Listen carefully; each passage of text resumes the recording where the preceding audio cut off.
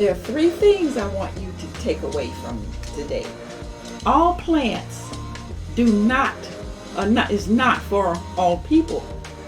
There are some plants that's just not going to jive with you. I don't care what you do. I don't care how much light. I don't care how much humidity. I don't care how good the soil. There are some plants, and I am going to discuss my nemesis in a later video.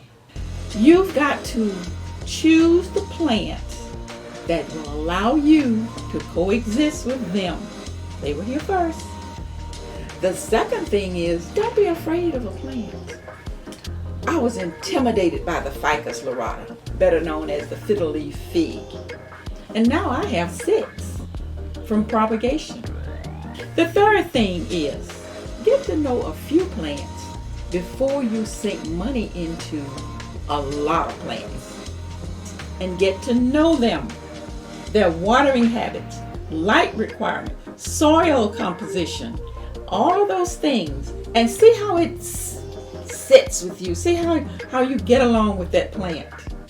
Oh, there's a fourth thing. At least once a week, you should look at all of your plants.